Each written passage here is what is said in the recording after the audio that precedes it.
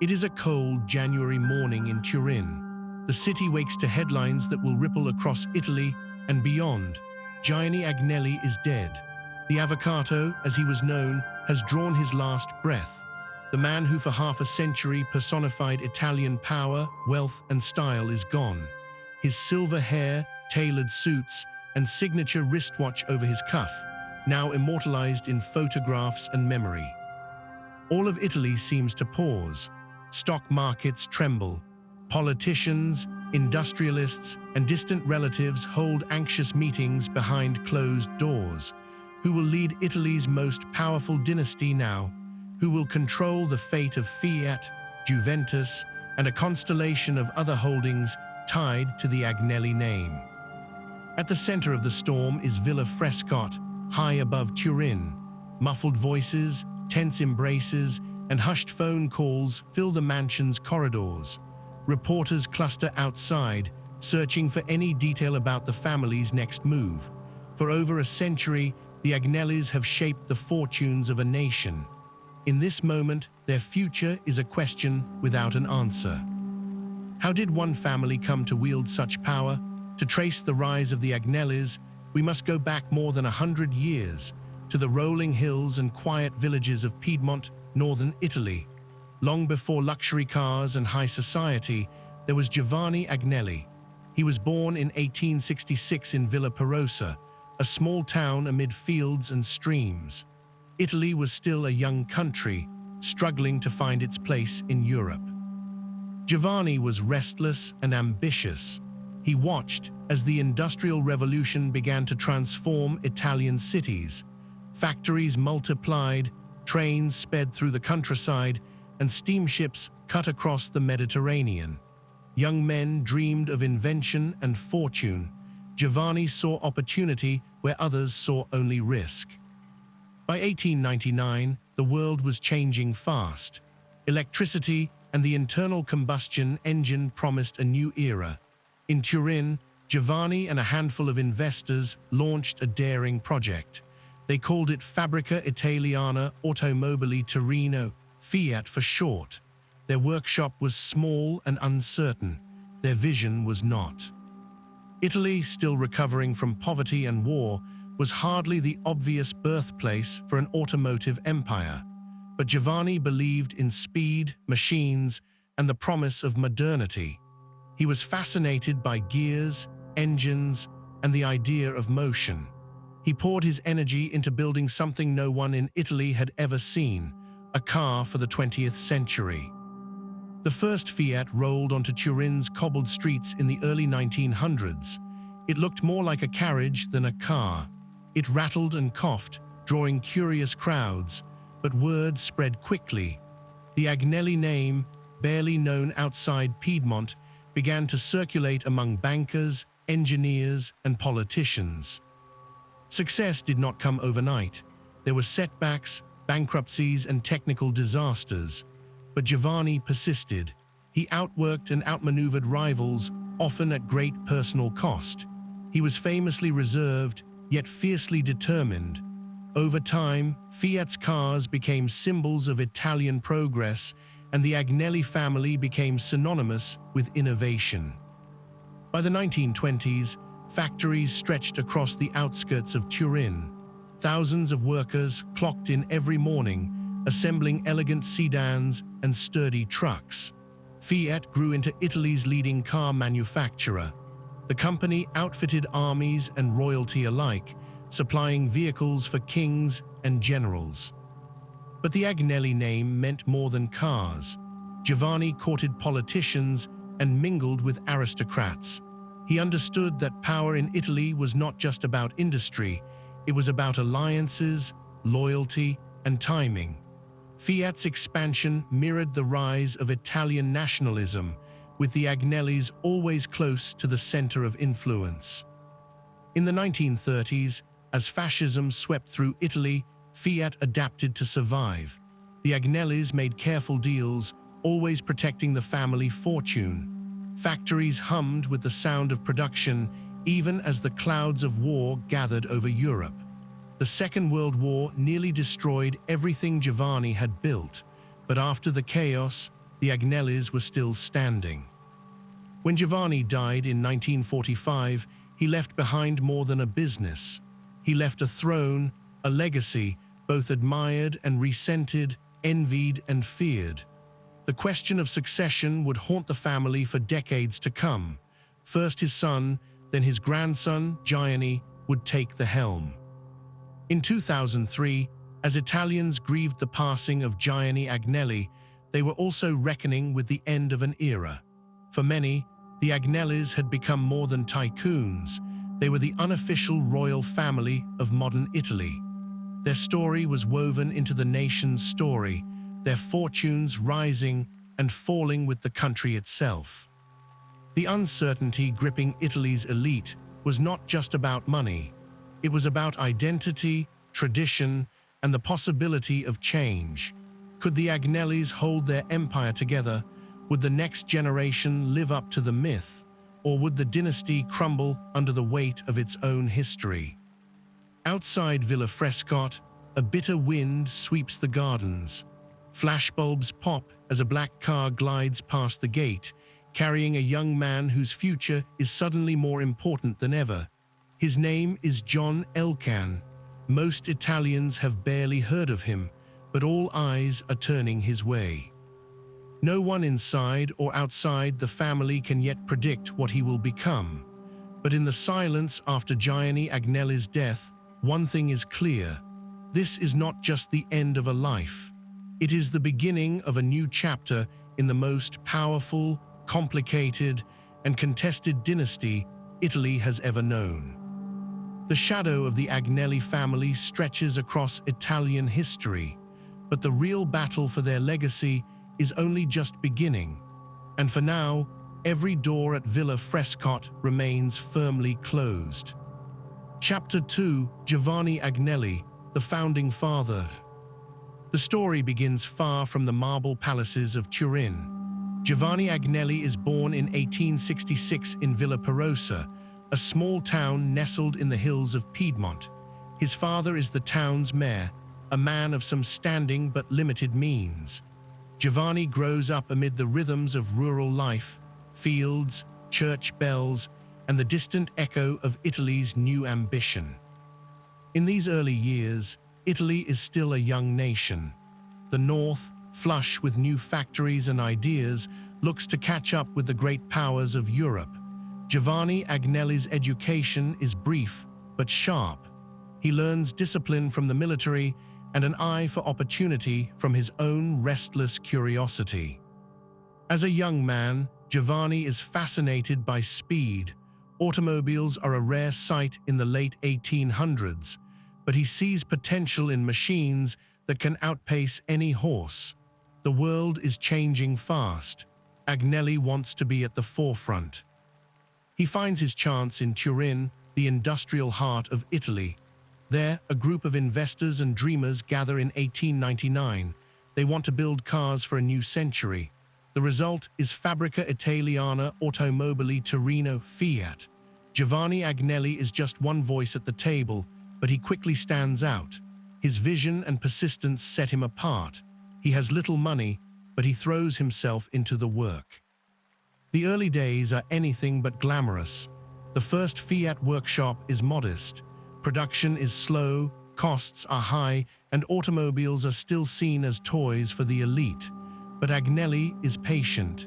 He believes that Italy's future is tied to innovation, not tradition. He spends long nights on factory floors, tweaking engines and urging workers to do better. He studies the giants of German and French industry, learning what to imitate and what to avoid. When others call for caution, Agnelli pushes for expansion. He borrows money, takes risks, and bets on Italy's hunger for progress. Year by year, Fiat grows. By the early 1900s, its cars are winning races and turning heads across Europe. Agnelli's instincts are almost uncanny. He backs engineers who experiment with new designs. He pushes for a signature style, sleek lines, powerful engines, and a sense of modernity. For Agnelli, cars symbolize more than success. They stand for freedom, power, and the promise of a united Italy. Under his leadership, Fiat becomes more than a business. It is a national project. But progress doesn't come quietly. Italy is racked by strikes, political violence, and the growing pains of modernization. Fiat is caught in the middle. Agnelli faces down unions, government officials, and even rivals within his own board. He is often criticized for his ruthlessness, but he refuses to slow the company's momentum. During the First World War, Fiat transforms almost overnight. Car production gives way to trucks and military vehicles. The war effort cements Agnelli's reputation as a patriot and a shrewd operator. When peace returns, Fiat emerges stronger than ever. Through the 1920s and 30s, Agnelli's empire expands. Fiat becomes a symbol of Italian pride, its factories churning out not just cars, but airplanes, trains, and tractors. The city of Turin transforms around it, powered by the energy of thousands of new workers. Giovanni Agnelli himself becomes a national figure. His style is reserved, his routines almost austere. He avoids the excesses of other tycoons, preferring quiet influence to public spectacle. But his power is undeniable. He sits on boards, advises politicians, and makes decisions that ripple far beyond his office. Agnelli is not immune to criticism. Some accuse him of cozying up to Italy's fascist government. Others resent his grip on Turin's economy, but he navigates these dangers with care, never fully tying his fate to any one regime. Family is always in the background. Giovanni's son, Edoardo, is groomed to inherit the throne, but even as he prepares the next generation, Agnelli keeps his hand firmly on the wheel. He senses that the greatest danger to a dynasty is complacency. By the late 1930s, Fiat is no longer just a car company. It is an industrial giant, touching nearly every aspect of Italian life. The Agnelli name is synonymous with ambition and achievement. Yet Giovanni knows how fragile it all is. He has seen fortunes rise and fall. He has watched as old aristocrats are swept aside by new money and new technology. He is determined that Fiat and his family will endure. He invests in research, expands into unexplored markets, and keeps a close eye on foreign competitors. He is relentless in the pursuit of growth, but there are costs. Fiat's relentless march means layoffs, factory strikes, and simmering resentment in some quarters of Italian society. Still, Agnelli presses on. Each success makes him more certain that the future belongs to those who dare. As the clouds of war gather again in Europe, he prepares Fiat for whatever comes next. When Giovanni Agnelli dies in 1945, Italy is forever changed. His company is the backbone of a new Italian economy. His vision has given shape to a modern nation. Yet his death leaves questions hanging in the air, questions about succession, stability, and the true cost of progress. The man from rural Piedmont has transformed himself into the founding father of an empire. His methods were not always gentle, nor his decisions universally popular, but few can deny the scale of his achievement. The Agnelli family's journey has only just begun. One man's ambition has set a legacy in motion, and a new Italy waits to see who will steer it into the future. The world will never again look at a car or a family quite the same way. In the echo of Giovanni Agnelli's passing, a simple fact remains: dynasties are built on vision, but they survive on something far more uncertain. That is a lesson Italy is about to learn.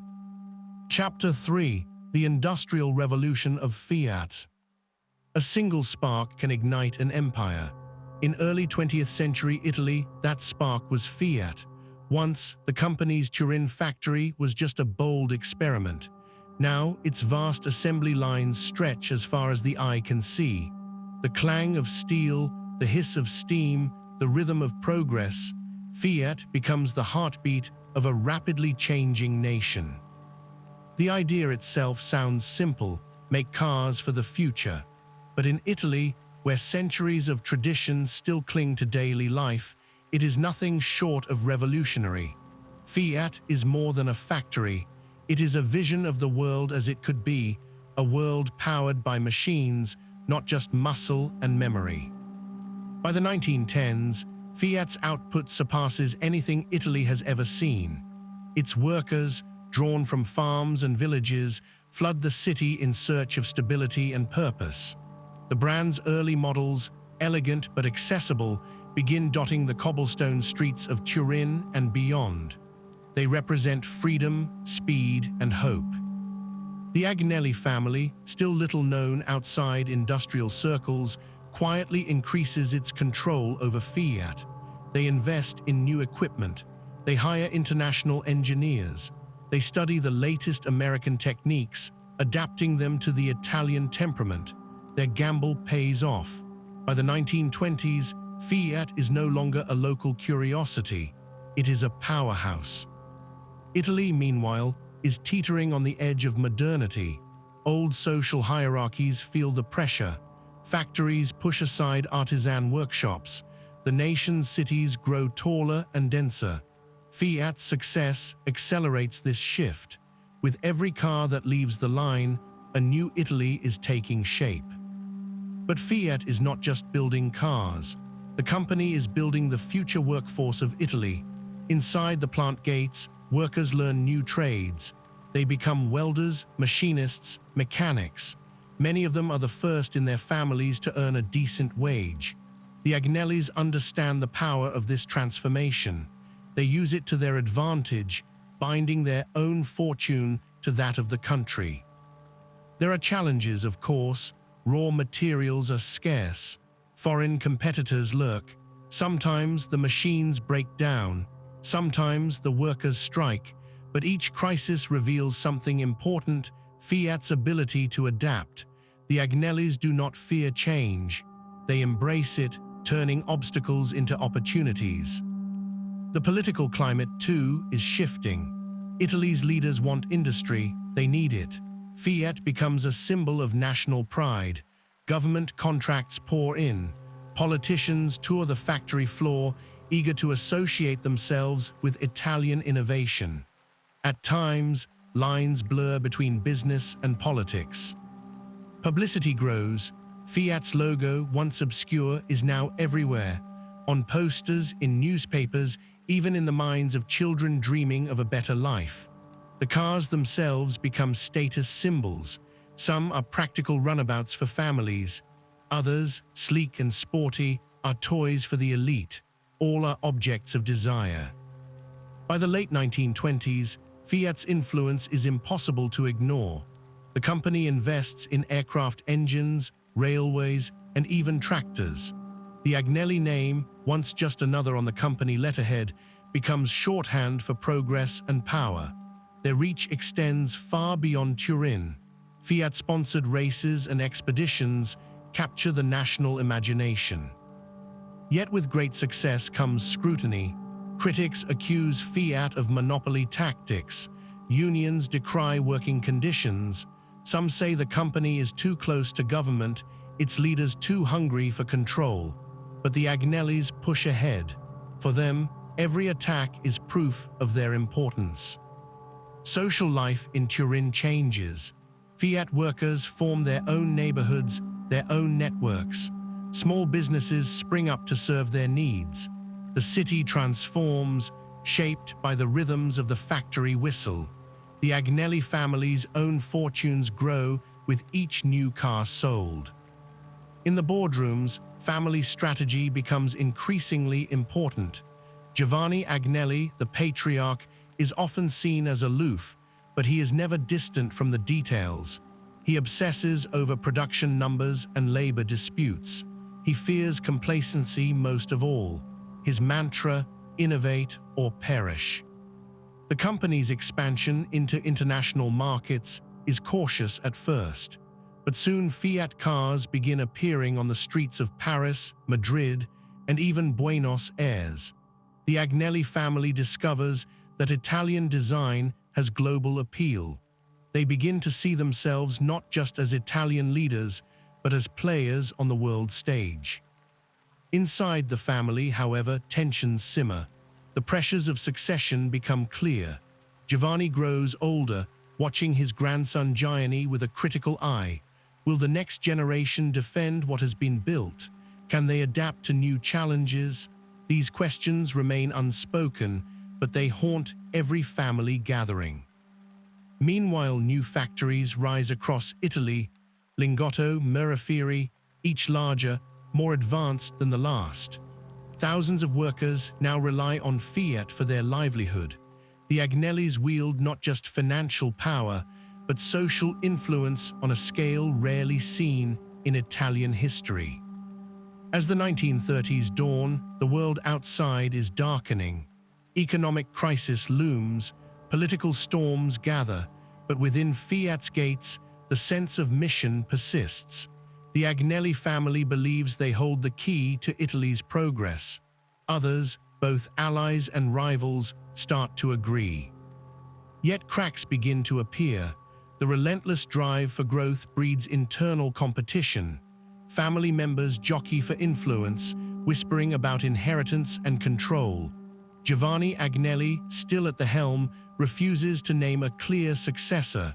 Some see this as wisdom, others as a dangerous gamble. Business rivals bristle at Fiat's dominance. International companies circle, seeking weaknesses, but the Agnellis rarely flinch. Their confidence borders on hubris. Outside, on the streets of Turin, old traditions and new realities collide. Horse-drawn carts give way to Fiat motors.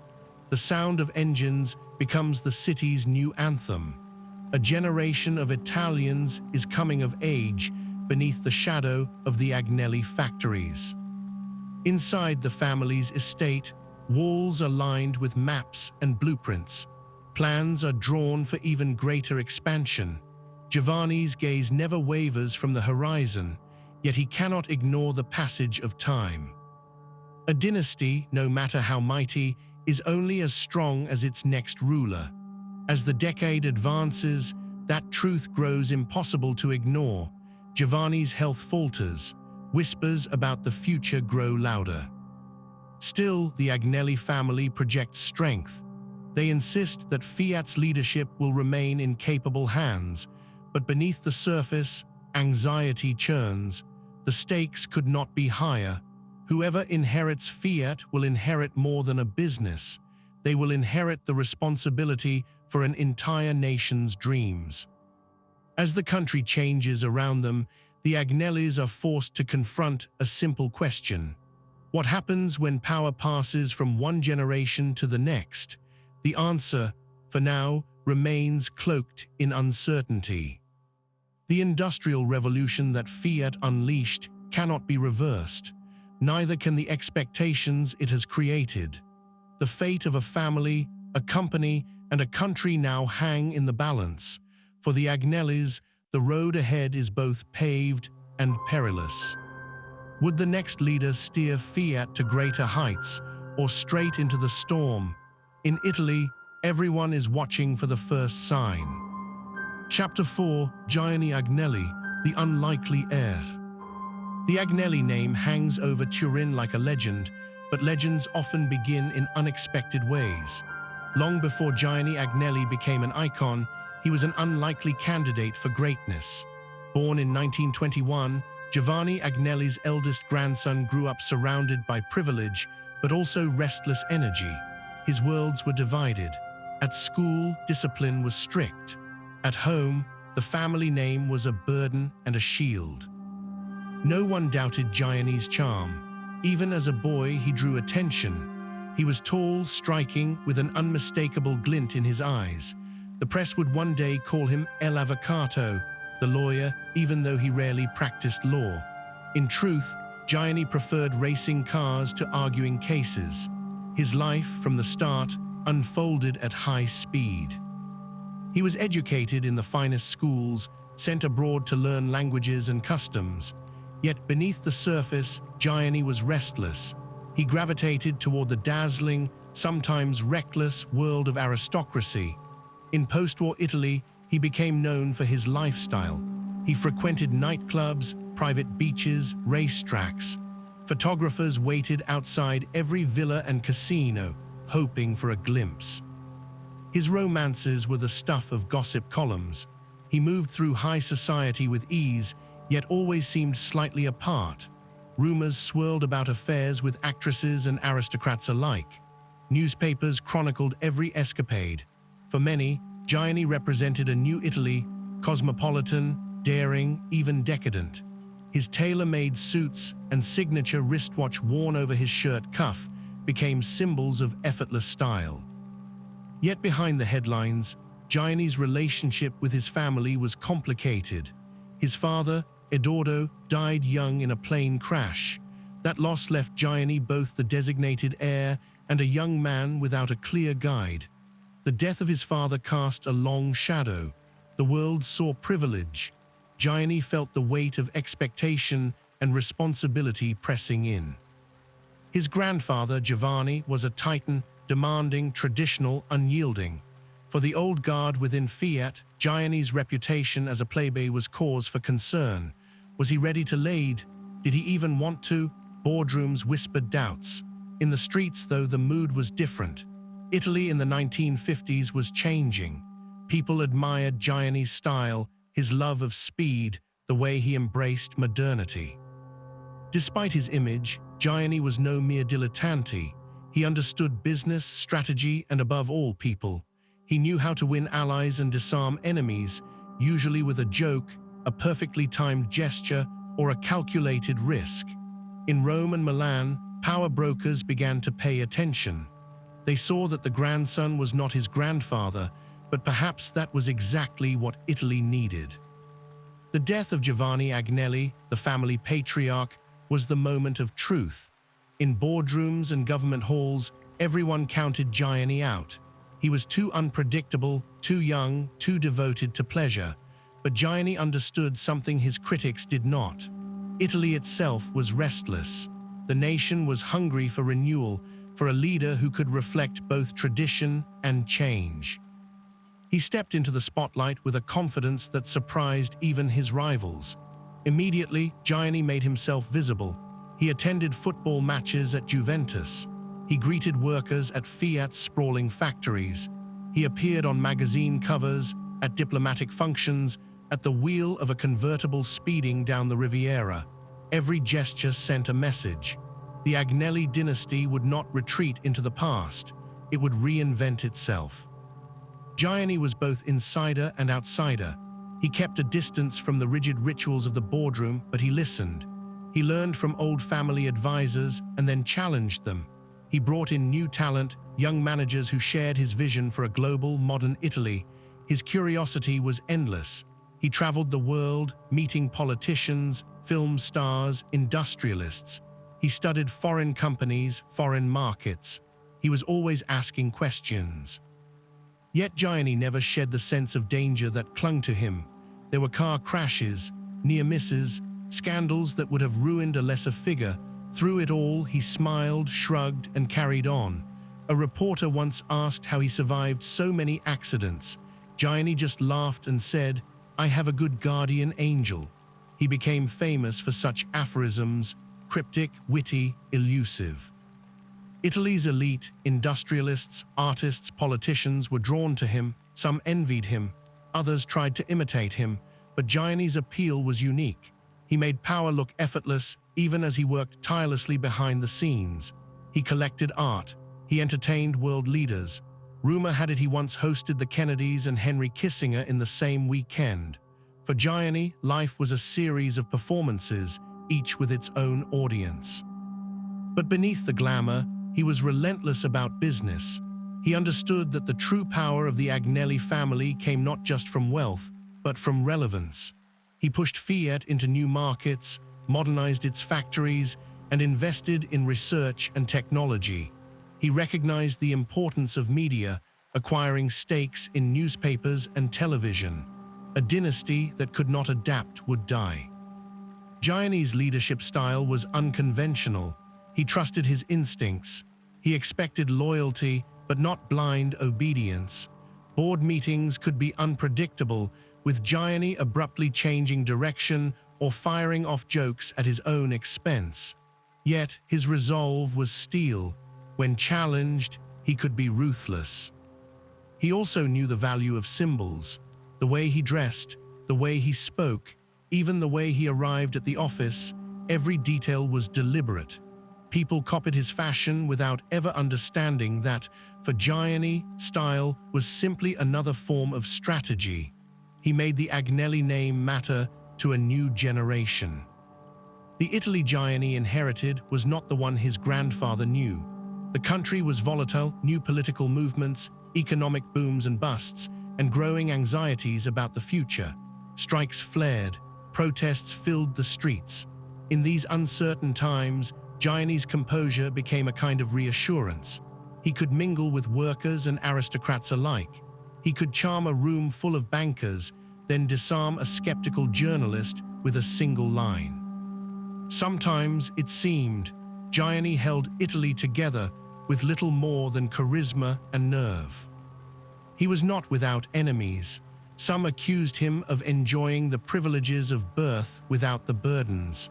Others saw him as the embodiment of the very inequalities that plagued the country. But Gianni understood that criticism was part of the game. He wore it like another tailored suit. As leader, Gianni Agnelli inherited a company, a family legacy, and something even more volatile, the hopes of a nation confronting modernity. He was the face of Italian industry, but never just another executive. To some, he was an enigma, to others, a savior or a dangerously charming distraction. In his hands, the Agnelli dynasty became both more glamorous and more unpredictable than ever before. He took power at a time when Italy's future could not be taken for granted. Factories hummed, strikes simmered, and the winds of change blew hard. Gianni stepped forward, smiling as always, ready to dance with fate. If Fiat was Italy's engine, Gianni Agnelli was now at the wheel. How many leaders can remake not only their companies, but the very idea of a country's future? Gianni Agnelli had every intention of finding out. Chapter 5: La Dolce Vita and the Agnelli Empire. There is a photograph from the 1960s that tells you everything about Italy at that moment. Gianni Agnelli leans against a sleek Fiat, cigarette dangling, jaw set in amusement or calculation. Around him, Turin glitters. Milan pulses with optimism. Rome invents the myth of La Dolce Vita. The post-war gloom has lifted. Suddenly, Italy is the envy of Europe, a land of style, speed, and possibility.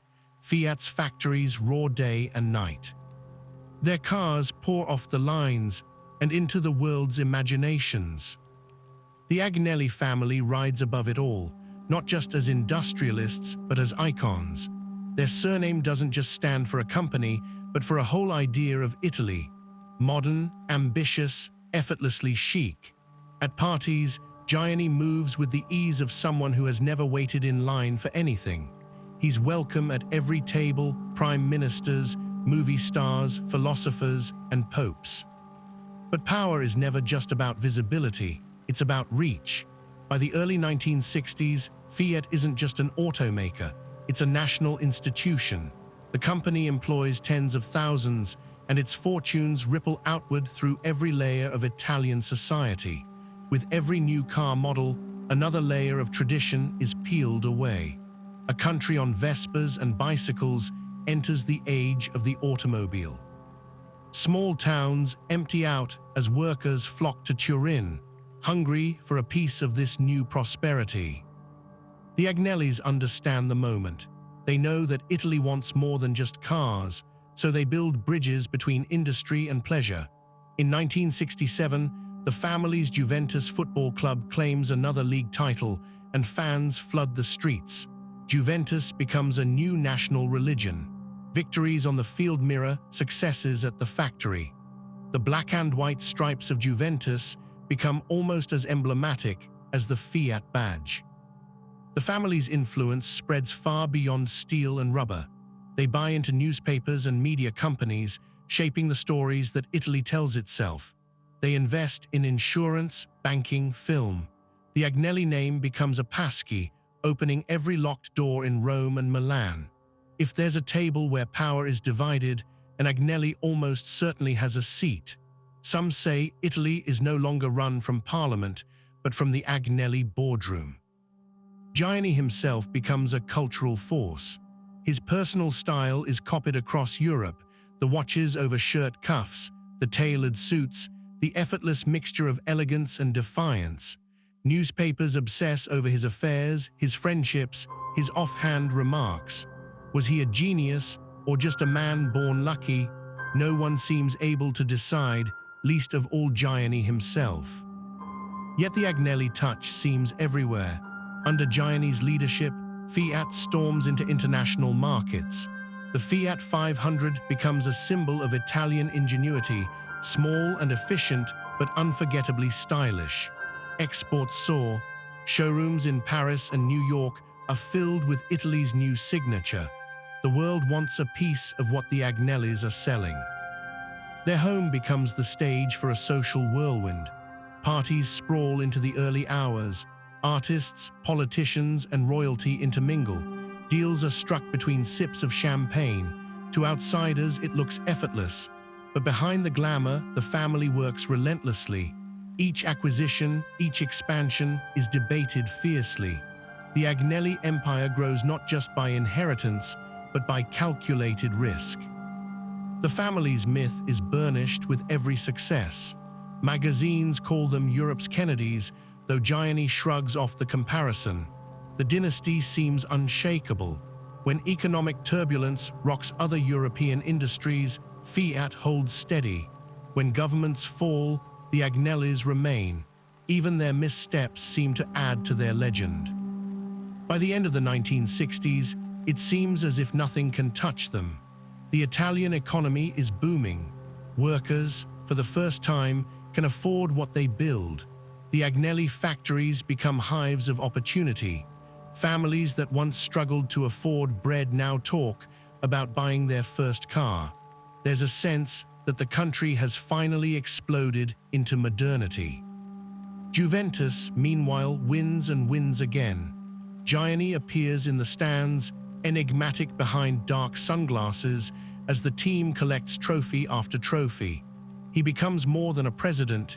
He is the club's living spirit. Fans chant his name. For some, loving Juventus becomes another way of loving the idea of Italy. But beneath the surface, the golden era teeters on a knife edge. The wealth that Fiat brings is not evenly distributed. In Turin, neighborhoods swell with workers living 10 to a room, many uprooted from the south. The city's character shifts. Tensions simmer between newcomers and locals. The promise of prosperity becomes, for some, a reminder of what they still lack. On the factory floor, expectations rise. Workers demand higher wages, safer conditions, a greater share of the success they help create. Unions gain strength. Strikes become more frequent. Sometimes the city's air is thick with the chants of protesters and the smell of burning tires. Management, once distant, now feels the pressure at every turn. The old paternalistic ways begin to crack under the weight of modern demands. Politics becomes more volatile too. Student protests erupt on university campuses. The optimism of the economic miracle gives way to doubts. What does progress mean? Who really benefits? The newspapers the Agnellis own sometimes struggle to keep up with the speed of change. In the midst of this, the Agnelli family is both revered and resented. Their success looks effortless from afar, but up close, it has created divisions. In some circles, they are admired as proof that Italians can conquer the world. In others, they are a symbol of inequality and privilege, living above the rules that govern ordinary people. The contrast only grows sharper as the 1970s begin. Italy's bright future is shadowed by new anxieties. Political violence starts to ripple through the streets. Radical groups, like the Red Brigades, begin to target figures of authority. Factories like Fiat become battlegrounds where industrial disputes swiftly turn into something darker. At first, the Agnellis try to maintain their old distance. They speak in calm, reassuring tones, but it's clear that the ground beneath their empire is shifting. The family walks a tightrope, wanting to modernize, but trying not to lose the loyalty of workers who remember harder times. In private, the conversations grow more tense. The sense of invincibility that marked the golden era begins to fade. Rumors circulate about threats, kidnappings, and plots. Even the Agnelli name, untouchable for decades, now carries a hint of danger. If you are rich and visible in 1970s Italy, you are also a target. The empire endures, but with every passing year, it becomes more apparent that something fundamental is changing. The Agnellis, who once seemed above the fray, must now decide how to respond. Will they retreat to their palaces or adapt to forces they cannot control? Italy, like Fiat, is roaring toward an uncertain future. For the first time in a generation, the road ahead is unclear. The golden age is ending, not with a crash, but with the uneasy silence that comes before a storm. The Agnellis and all of Italy are waiting for the first rumble. Chapter 6: Red Brigades and the Battle for Fiat. A bomb detonates outside a Fiat factory gate. Shattered glass rains onto the street. Workers run for cover, faces white with terror.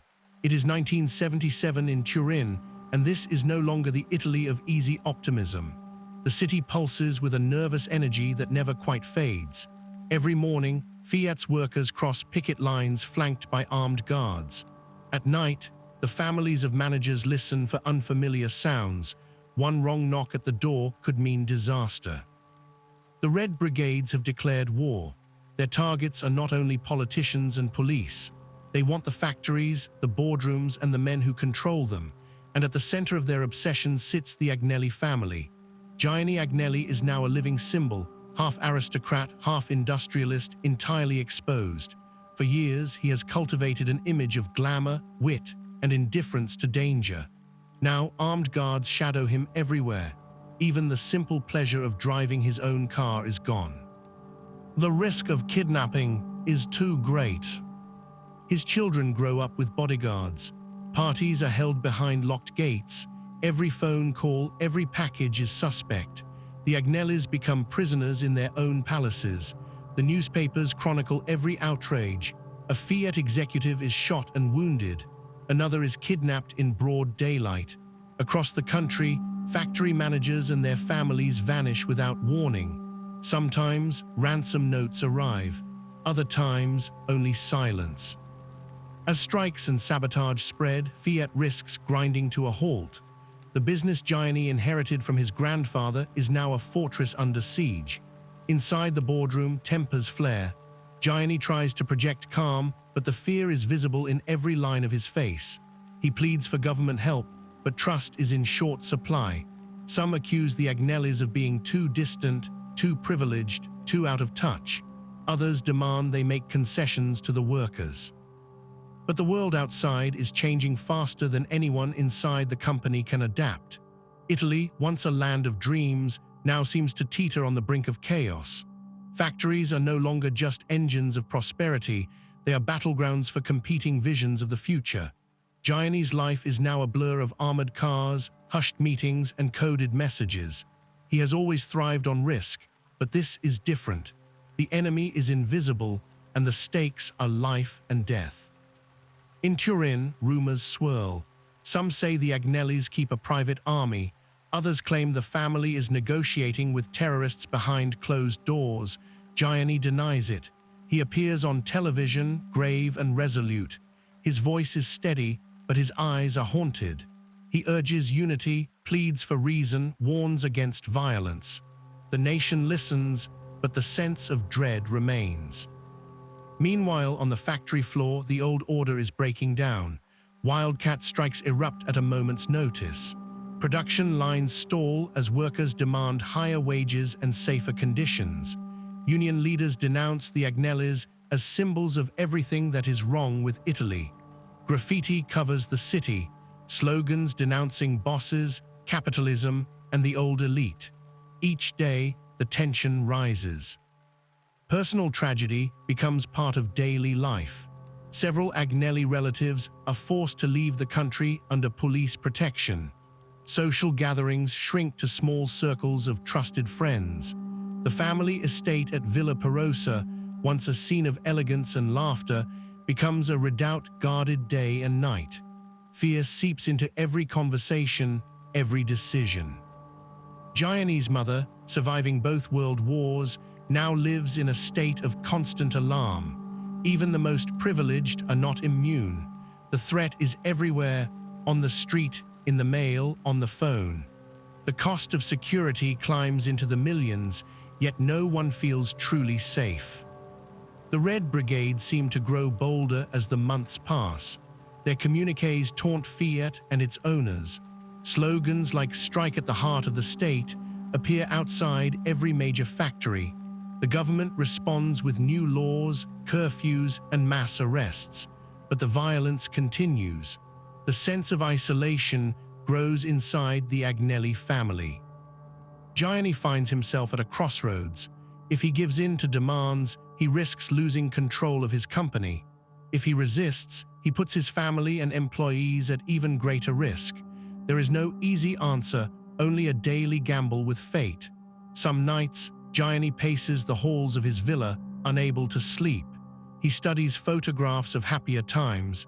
He wonders if the golden age will ever return. For Fiat, the cost is measured not just in profits lost, but in the spirit of its people. Absenteeism soars. Managers resign in fear. On the rare good days, a few cars roll off the assembly line.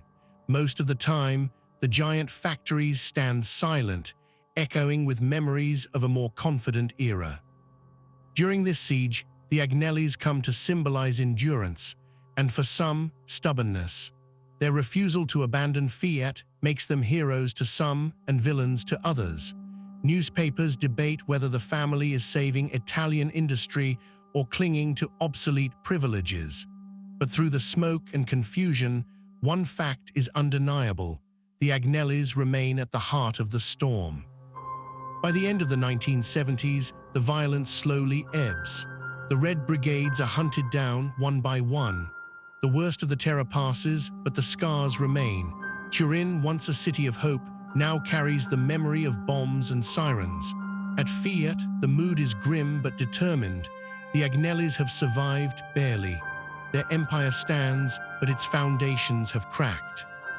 Inside the family, relief and exhaustion mix. Gianni's charisma is undiminished, but his hair is turning grey. He has seen friends kidnapped, colleagues murdered, fortunes threatened, yet he has not fled. He has not given up. The Agnellis emerge from the decade battered, but undefeated.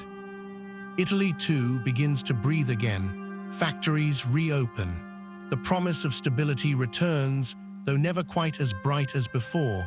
The Agnellis tighten their grip on Fiat. They learn to live with a new reality, one where danger is always present and trust must be earned. In the years that follow, the family's influence will only grow, but so will the questions about what it has cost them and what it has cost Italy to keep power in the hands of so few. The long shadow of the 1970s will not disappear easily. The next crisis is already taking shape, just beyond the horizon, and this time it will strike closer to home. Chapter 7: Family Tensions and the Shadow of Succession. The 1980s open quietly for the Agnelli family, but the calm is deceptive. The wounds of the previous decade have not healed. Beneath the surface, new cracks begin to show. Gianni Agnelli, always the public face, is now a patriarch with graying hair and restless eyes. He is at the height of his power, yet at home, there is tension no boardroom can solve. His siblings, Umberto and Susanna, are never far from the business. Family alliances shift with the seasons. Loyalty, always fragile, is sometimes tested beyond repair. Decisions about the future are made behind closed doors. Who will inherit the empire? Who will carry the burden? And who will be left out? Gianni's only son, Edoardo, grows up in the long shadow of his father's fame. From the beginning, Edoardo is different. He is drawn to philosophy, mysticism, and distant cultures. He reads voraciously and travels alone, collecting ideas instead of trophies. The press tries to make sense of him, but always comes up short. Unlike Gianni, Edoardo shuns the limelight. He struggles with the weight of expectation. The name Agnelli is a blessing and a curse. As a boy, he attends elite schools. Teachers remember his intelligence, but also his isolation. He is not interested in cars, football, or the games of power that define his family. Inside the grand houses of Turin, Gianni and Edoardo rarely speak openly about the future. Gianni hopes for a successor in his own image. Edoardo wants freedom, not a throne built from steel and rubber. The distance between father and son grows wider with each passing year. Meanwhile, the empire must be managed. Fiat faces threats from within and without. The market is changing. Italian politics are turbulent as ever. The Agnellis still hold sway, but the cost of control is rising. During these years, the family expands its reach. They acquire new stakes in media, banking, and even the world of football. Juventus, the family's beloved team, becomes a symbol of their dominance. But every victory brings new enemies. Every success, new scrutiny. Inside the family, rivalries simmer. Gianni's brother, Umberto, has ambitions of his own. He supports the company, but quietly questions some of Gianni's decisions. Susanna, the only sister, carves out her own space in the cultural world. Their children, cousins, nephews, nieces watch the elders and wonder what role they will play. But the real storm is personal. Edoardo, now a young man, searches for meaning far from Turin. He explores India, studies religion, and becomes fascinated with Eastern philosophy. He reportedly considers converting to Islam. The Italian press whispers, speculates, and sometimes mocks him. His struggles with mental health begin to surface. Friends describe periods of isolation and anxiety. He seems adrift, disconnected from the world of factory floors and board meetings. The family, ever private, rarely speaks of his pain. Rumors swirl, but facts are hard to find. Gianni is torn. In public, he is the picture of Italian style, always composed, always in control. In private, he fears for his son's future. The question no one dares to ask becomes impossible to ignore. What if Edoardo cannot lead? What if the Agnelli line, after all these years, cannot produce another Gianni? The decade passes in a blur of business deals and family gatherings. Success is everywhere, and yet the foundation feels less stable than ever. The old certainties fade, old friends die, new threats emerge. Some inside the family begin to look beyond Edoardo, searching for another heir. Gianni's nephew, John Elkann, is among those considered. Still a teenager, John is sent abroad to study. He learns the language of finance and modern management. He is groomed quietly for a role he does not yet fully understand. Other relatives watch, waiting to see where the pieces will fall. The 1990s bring little relief. Fiat faces mounting financial pressures. Italian industry is changing and competition is fierce. The world is moving faster. The Agnellis must adapt or risk being left behind. Edoardo becomes more distant. He expresses doubts about capitalism, even about the family fortune. He continues to explore faith, philosophy, and writes poetry that few ever read. The press, sensing a story, circles ever closer. Family gatherings become tense affairs. The subject of succession is always present, if rarely named. Gianni grows older. The business grows more complex. The question remains unresolved: who will carry the legacy forward? Then tragedy strikes. In November 2000, Edoardo is found dead beneath a bridge near Turin. The circumstances are ruled a suicide. The country is shocked. The family is devastated. Once again, the secrets and sorrows of the Agnelli dynasty become front-page news. The grief is overwhelming. For Gianni, the loss is almost unbearable. The heir he hoped for is gone. The succession plan, always fragile, is now in tatters. The future of the dynasty is suddenly thrown into doubt. The Italian public mourns, but also wonders. How could a family so powerful, so wealthy, not protect its own? How could so much promise end this way? In the halls of Fiat, silence reigns. Shareholders and employees feel the tremors. The Agnelli legend, so carefully curated, is shaken to its core. Within weeks, the family begins to regroup. Umberto, Gianni's brother, steps in as a steadying hand. The search for a new heir intensifies. Eyes turn to the next generation. John Elkann, quiet and studious, is brought closer into the fold. But nothing can erase the loss or the questions it leaves behind. The Agnelli family, for so long united by ambition and secrecy, is now bound by grief. The path forward is murky. The shadow of Edoardo's death falls across every future decision. As the 20th century ends, the world has changed. Italy is no longer the closed, insular country of Gianni's youth. Globalization is breaking down old barriers. Business empires rise and fall with dizzying speed. The Agnellis must adapt or risk becoming a relic of a vanished era. Inside their palaces, the family debates next steps.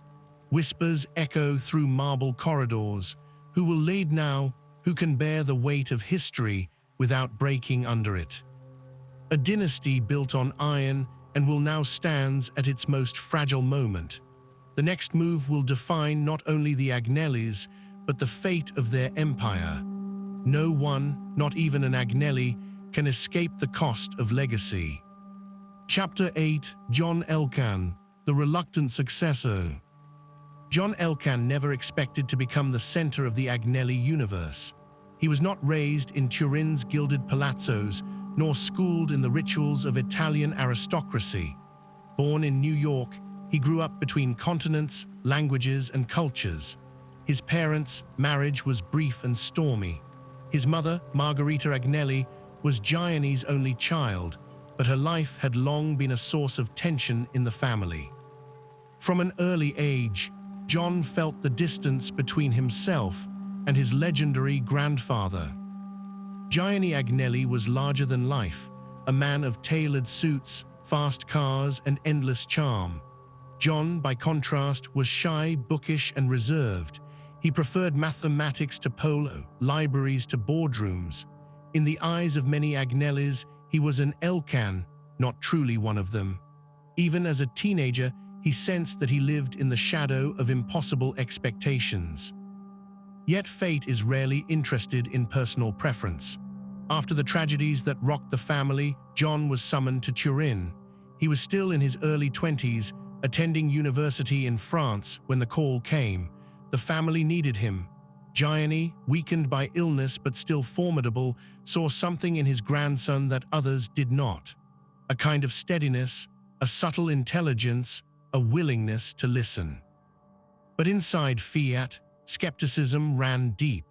Executives and relatives alike whispered about his lack of experience.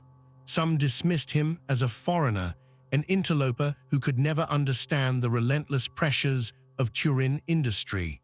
Board meetings were a sea of older men with old grudges. The Agnelli name still opened every door, but would it be enough? John's induction was not gentle. Each week, he was shuttled from factory floors to marble offices, learning the unwritten codes of Italian business. He watched as deals were made with handshakes and glances, as politics bled into profit. He dined with politicians, union leaders, and global investors. In every room, he felt the weight of the family's scrutiny. The Agnelli clan is large, fractious, and proud. Uncles, cousins, and distant relatives all felt they had a stake in the future. Rivalries simmered beneath formal smiles. Some openly questioned whether John would ever be tough enough for the fight ahead. Others resented Gianni's decision to favor a grandson over more experienced family members. Even outside the family, doubts multiplied. The Italian press speculated endlessly about the American Agnelli. Could he speak for Turin's workers? Could he handle the brutal realities of Italian business, the intrigue, the backroom deals, the shifting alliances? Reporters combed through his past, looking for signs of strength or weakness. John's own mother, Margherita, had a complicated relationship with the dynasty. She, too, had been kept at a distance from the company's inner workings. Now, as her son was thrust into the spotlight, old wounds reopened. Legal disputes would eventually follow, but at that moment, family unity was a brittle facade. For John, the challenge was overwhelming. He was expected to embody both the tradition of his grandfather and the innovation demanded by a new era.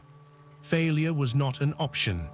The family fortune, the fate of tens of thousands of workers, and the very myth of the Agnelli name seemed to rest on his shoulders. Many successors falter under this kind of pressure, but John took a different approach. He listened rather than commanded. He surrounded himself with trusted advisors from both inside and outside Italy. He paid attention to markets, not just family history. In private, he wrestled with self-doubt. In public, he projected calm, even when storms raged around him. One of his earliest tests came from within. Some board members wanted to sell off key assets to shore up Fiat's collapsing finances. Others believed only a radical pivot could save the group. The pressure to act, and to act decisively, was immense. Every decision threatened to alienate a powerful faction, be it relatives, investors, or politicians. John's strategy was quiet but steady. He pushed for new partnerships and alliances, signaling that the Agnellis would not cling to the past. He advocated for bringing in outside management, breaking with the tradition of only promoting from within the family. At times, this stoked more resentment. Why trust outsiders? Why abandon the old ways? Yet the numbers told their own story. Fiat was bleeding money.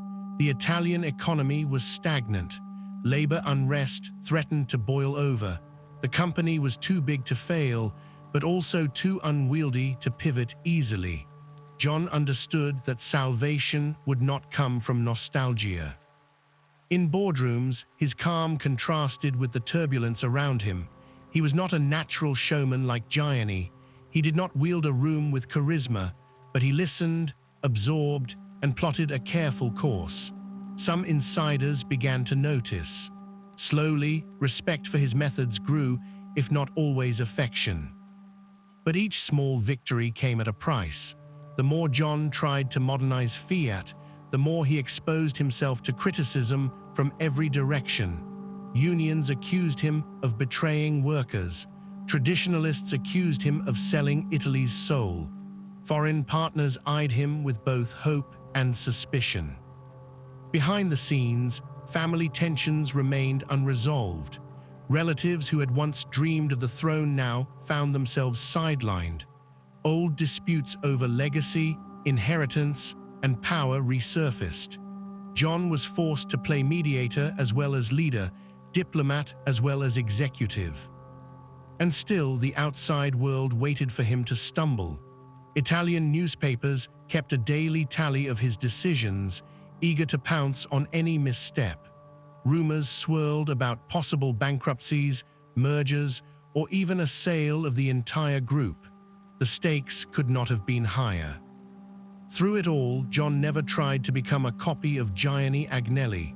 He refused to adopt the signature style, the rakish charm, the public bravado. Instead, he let actions speak louder than image.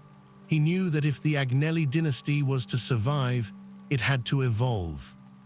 His rise was anything but smooth, but gradually he started to earn something more valuable than applause: trust. Employees noticed his presence on factory floors. Investors saw his commitment to tough decisions. Even some skeptical relatives, watching from afar, began to hope that maybe, just maybe, the reluctant successor could carry the torch.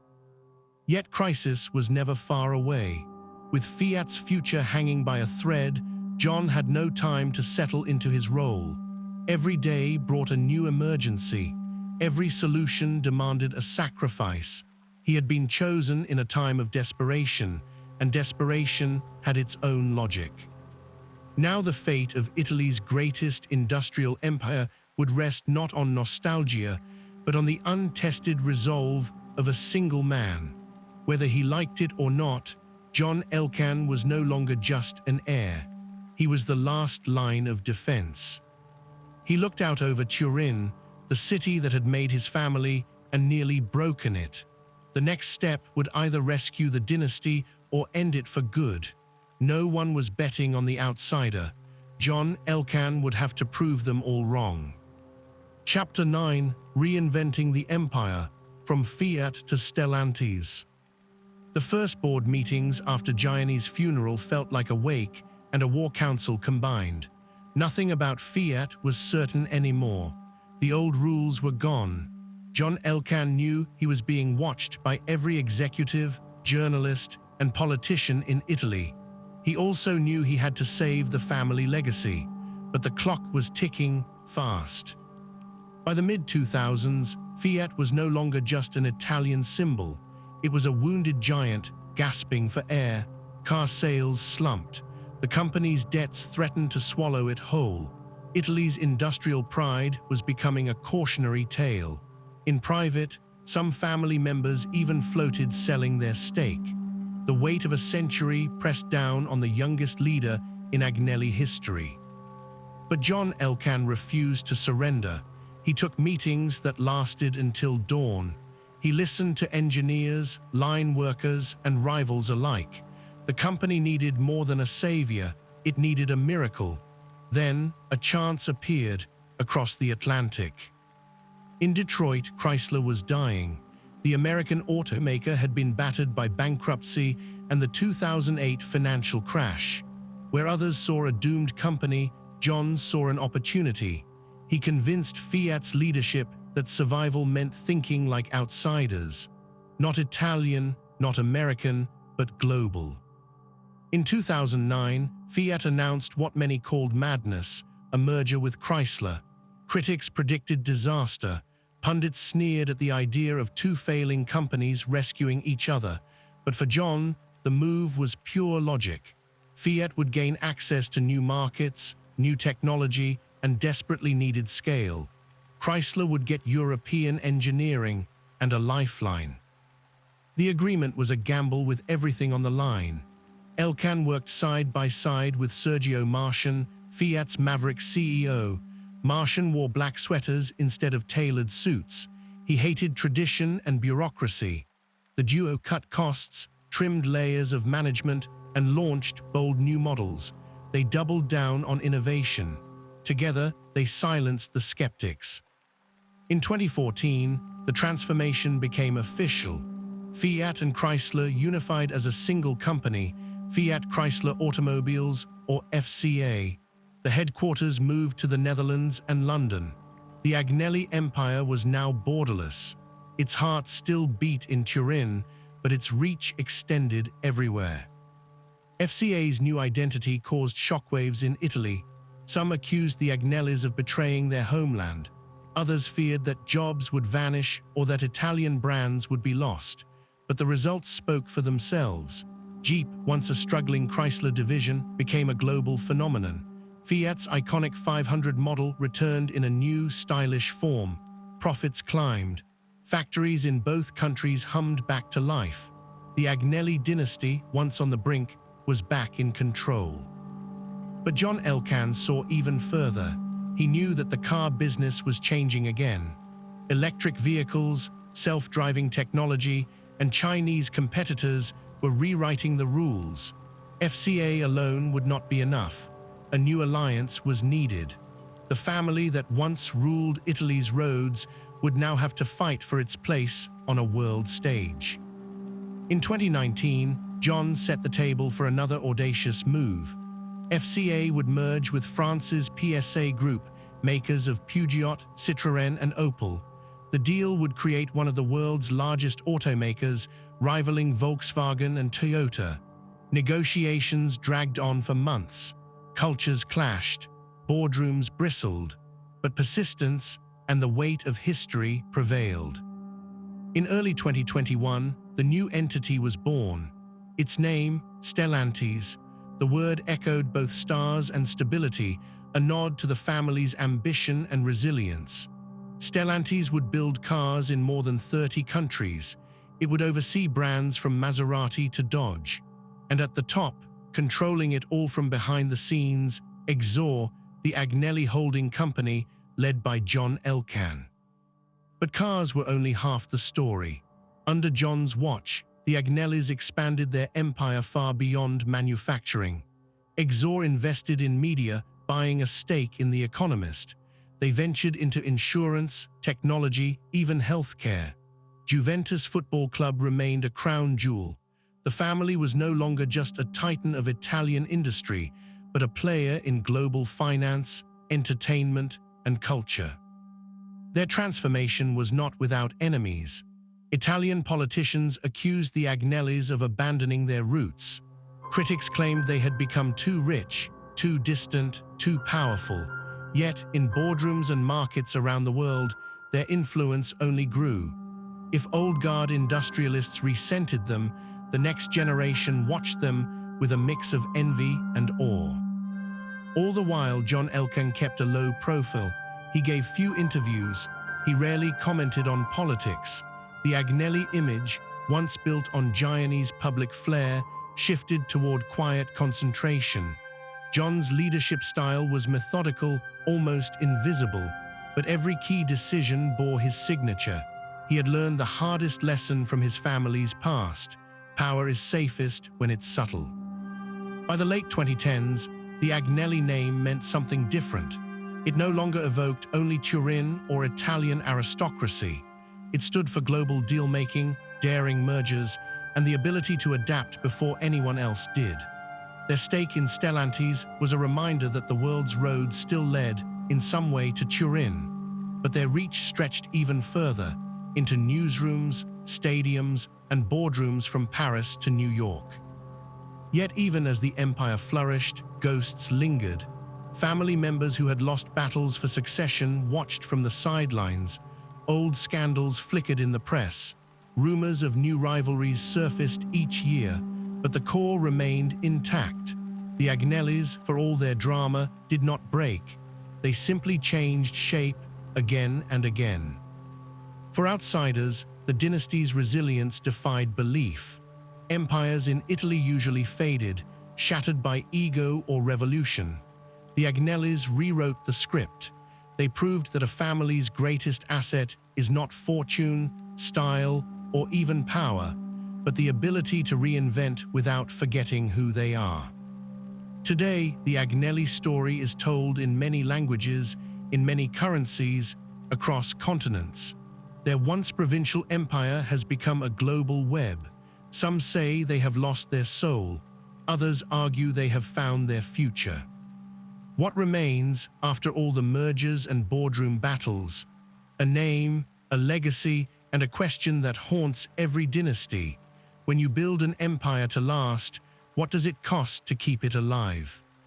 Chapter 10: The Weight of a Dynasty. If you drive through Turin at night, you'll see the city lights reflected on the river. Here, the Agnelli name is both a monument and a question. Generations have passed under its shadow: factory workers, soccer fans, presidents, and rivals. For more than a century, the dynasty didn't just build cars. It helped shape the very idea of modern Italy. But what does it truly mean to be an Agnelli today? For some, the answer is legacy, a family that rescued Italy in times of crisis, that gave hope, jobs, and confidence to a nation battered by war and uncertainty. They point to the factories, the foundations, the restoration of national icons. They see civic duty and vision, not just profit. For others, the Agnelli story is more complicated. Power, critics say, comes at a price. The family's influence has often blurred the line between public good and private gain. Their business decisions changed the fate of cities and industries. They shaped politics from behind closed doors. Some still whisper about backroom alliances, about how policy and profit sometimes marched hand in hand. This is the weight of a dynasty. For every moment of triumph, the launch of a new model, the survival of a crisis, there are rumors and resentments that never quite vanish. The family's control is less visible now, but traces remain everywhere.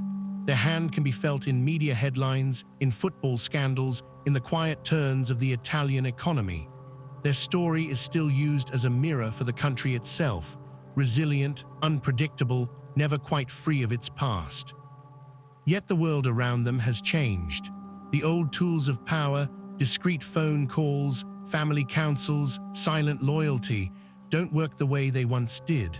Social media exposes every fault line. Activist shareholders demand transparency. A global market cares less for lineage and more for results. The new generation faces a challenge the founders never imagined. How do you lead in a world that doesn't trust dynasties? John Elkann, chosen to carry the torch, must answer pressures from all sides. He is watched by investors, judged by the Italian public, and measured against the memory of titans who came before. Every step is analyzed, every misstep magnified. Inside the family, the old rivalries simmer.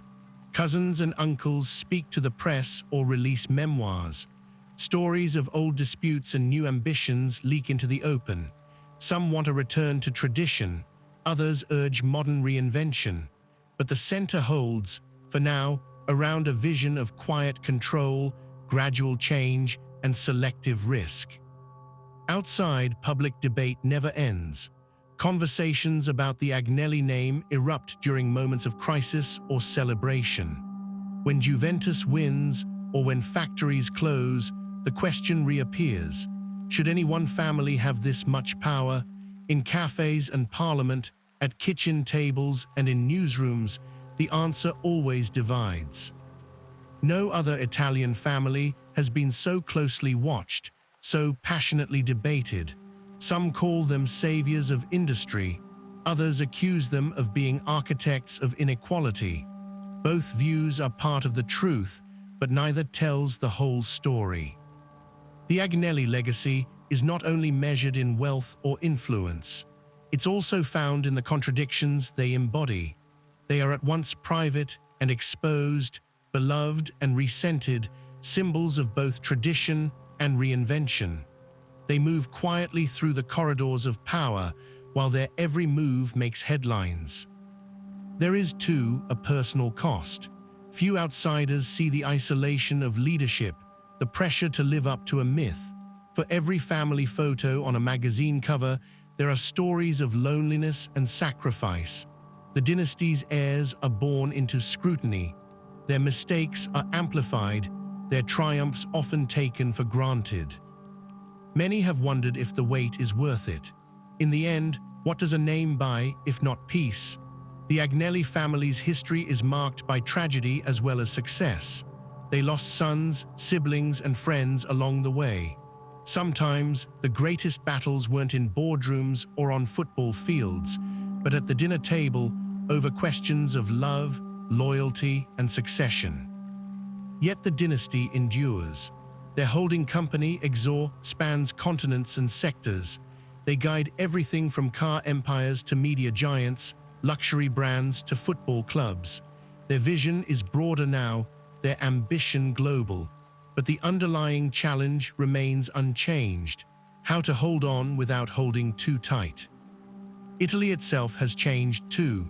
The old deference to power has faded. New fortunes rise and fall, but the Agnelli name still opens doors or closes them. Their influence isn't total, but it is lasting.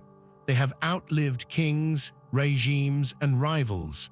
They have stayed relevant by never standing still. The world watches for signs of weakness. Will the next generation fragment, as so many dynasties have before? Can old money survive new rules? The Agnellis know that the real test is not in weathering a single storm, but in surviving wave after wave, quietly reinventing, always adapting, never forgetting the eyes that are always watching. Some say their era is fading, that no family can command such attention in the age of algorithms and transparency. Yet the Agnelli story refuses to end. It bends, but does not break. It provokes, fascinates, and confounds. What remains is not just an empire of companies or a portfolio of brands. It is the idea that a single family, across generations, can shape the destiny of a nation and pay the price required to keep that destiny alive. So the question lingers in the Turin night. Is the weight of a dynasty carried, or does it carry you? The answer, for now, remains out of reach, visible only in the space between legend and reality, where the Agnelli name still casts its shadow.